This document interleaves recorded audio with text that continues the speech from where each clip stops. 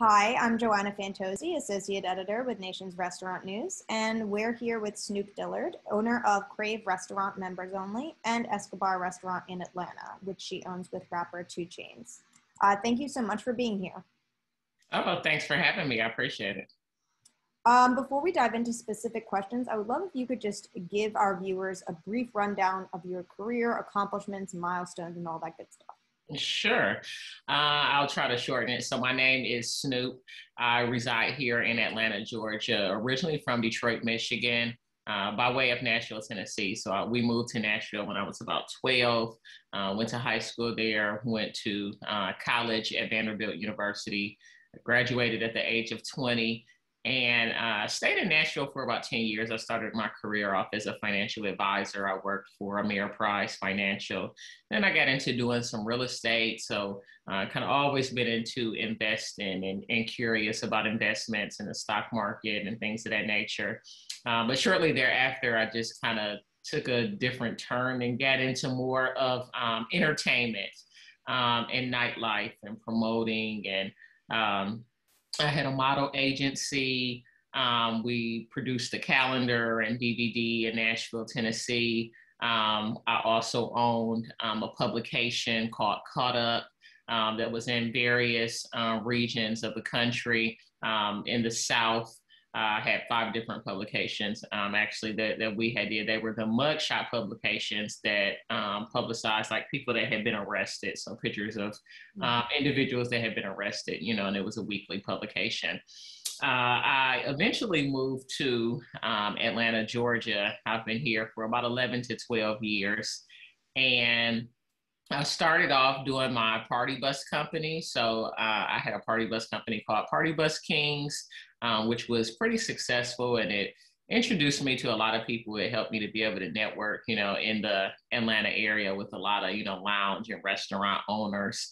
Eventually, I opened up my first, well, it was actually my second lounge because I opened up one when I was 24 in Nashville called the G Spot. But I opened up my first successful lounge, the Hookah Hideaway, probably around, let's see, so Hookah Hideaway has been closed for 2 years now. So maybe about 7 years ago, I opened up the Hookah Hideaway. And that's really where I got a lot of my hospitality experience from initially. After that, I hooked up with a couple of people and I opened up a lounge in Macon, Georgia called Posh Ultra Lounge.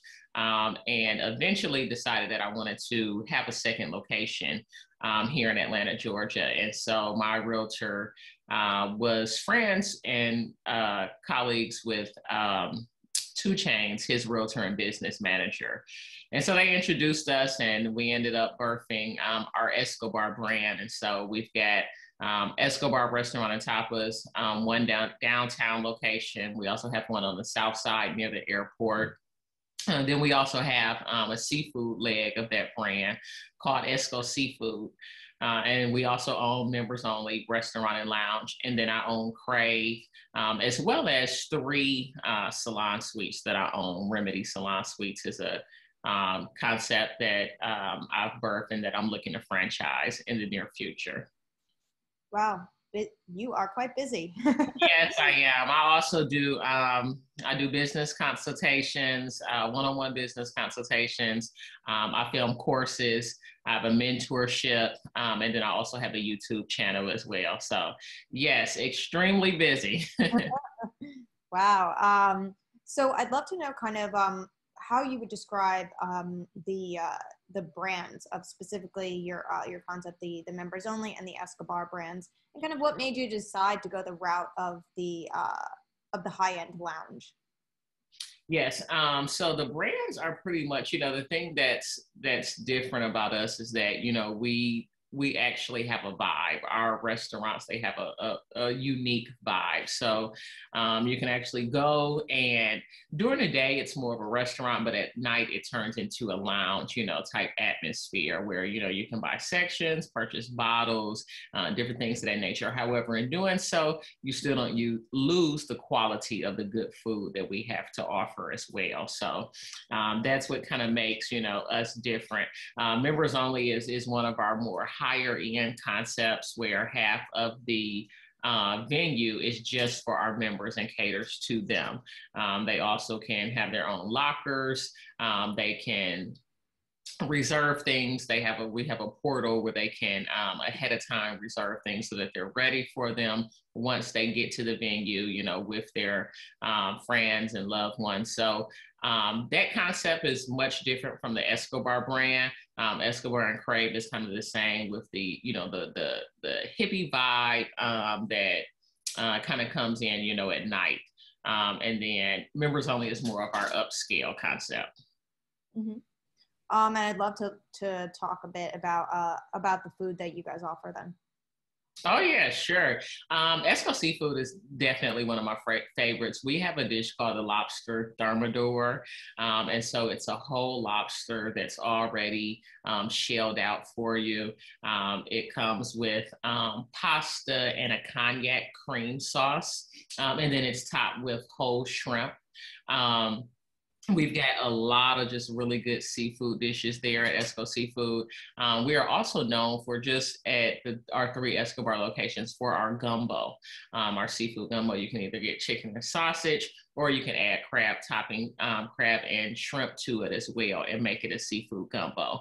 Our lamb chops are amazing. We have a chimichurri sauce that we marinate those in and then have a fresh sauce that's put on it once they're done grilling.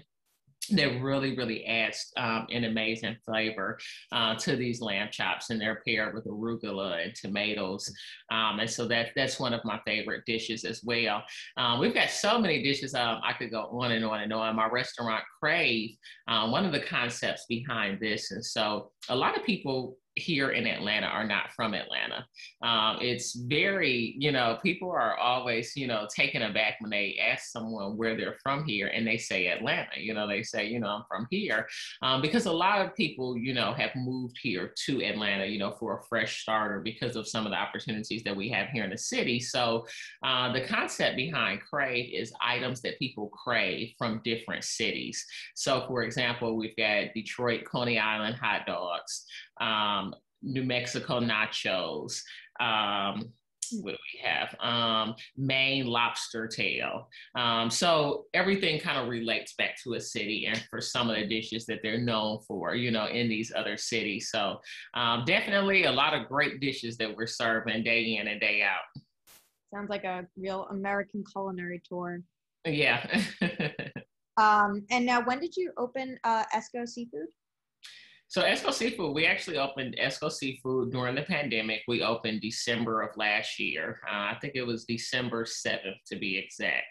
Mm-hmm. And what were some of the challenges of opening a restaurant during the pandemic? You know, honestly, for me, it was not as many challenges.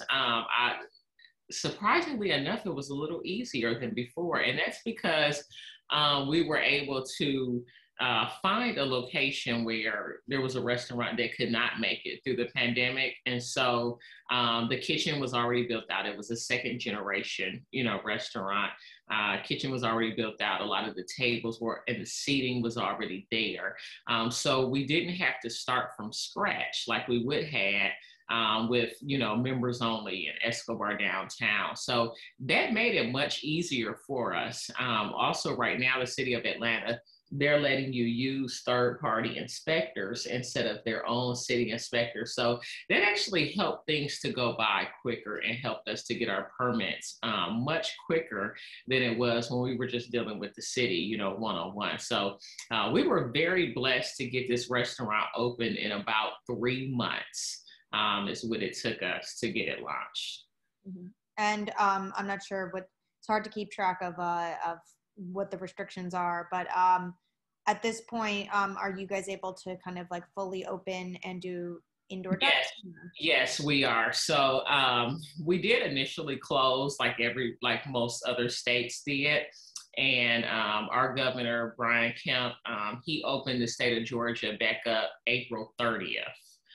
So I want to say we closed like around April 1st.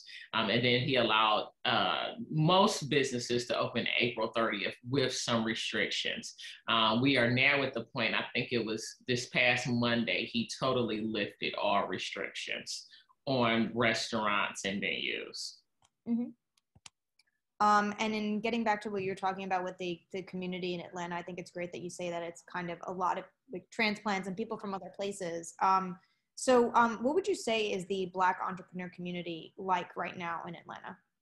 I would say that the Black entrepreneur community is very strong, very supporting of one another. Um, it's good that, you know, when you go into City Hall, when they were open, that a lot of the individuals that you see, you know, are Black as well.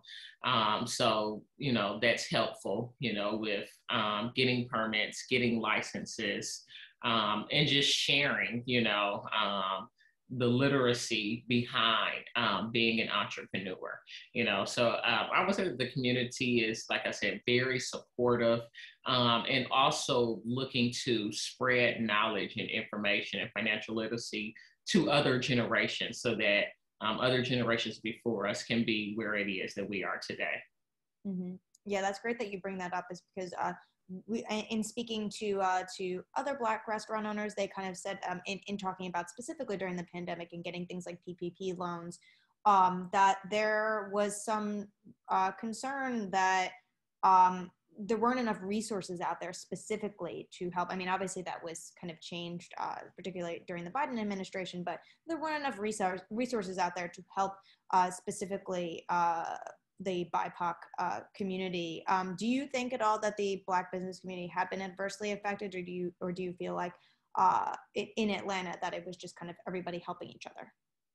I do not feel like that we were adversely affected. I feel like that if an individual business was, it was due to their own not doing or not knowing. I feel like, you know, all of the resources were made available to all of us.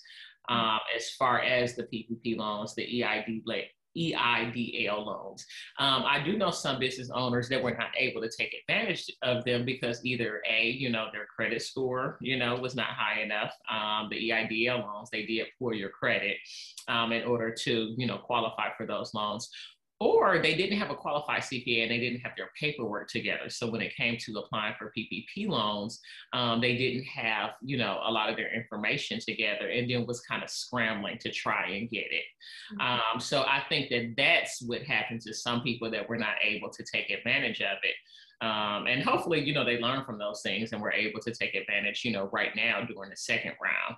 I do recall that when you know, the pandemic first, you know, came about and a lot of these loans and, you know, resources were being made available, there were a lot of the business Black and not just Black, but a lot of the club owners, restaurant owners, lounge owners, we formed a group meet and was just sharing, you know, information and sharing knowledge with each other. You know, initially it was really hard to get sanitizer, you know, it was hard to get masks. And so there was a lot of sharing of resources. So I can't say for me and the people that I know that we were slighted at all. It was a very supportive community.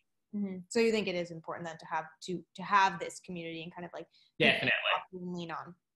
Absolutely. Mm-hmm. What do you think? What do you, I guess, wish more people knew about the challenges and triumphs of being an LGBT Black entrepreneur and restaurant owner? I think, you know, some of the challenges is just that, you know, it's not seen as, you know, often, you know, as it should be, you know, LGBT Black owners, especially in hospitality. And I think that that is what makes it a challenge. You know, I think that the more that others can see people that look like them, act like them, et cetera, be in positions of power and success, it makes it feel that it's more attainable, you know, to them. And so I think that that's really important. And I think that that's probably one of the biggest challenges, you know. Another challenge, you know, is just not having the financial literacy, you know, in the background to be successful, you know, and to achieve some of these things. And then I would also ask, I always love asking restaurant operators this question. What is on your to-do list this year, and kind of more pie in the sky, what is on your wish list moving forward? Okay. Wish list. My wish list is for more free time away from work. I work a lot, especially just because of some of the things that I do, even outside of the restaurant businesses. Um, so that's my wish list. What's on my to-do list for this year? We're going to be looking to move into the Houston area.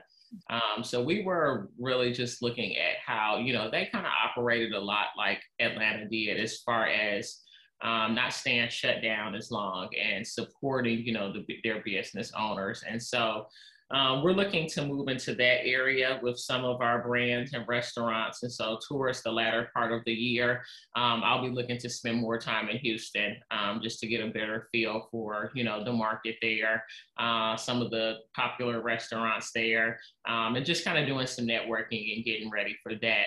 Also have some thoughts of doing a juice bar that kind of has like a salad bar as well, and combining that concept.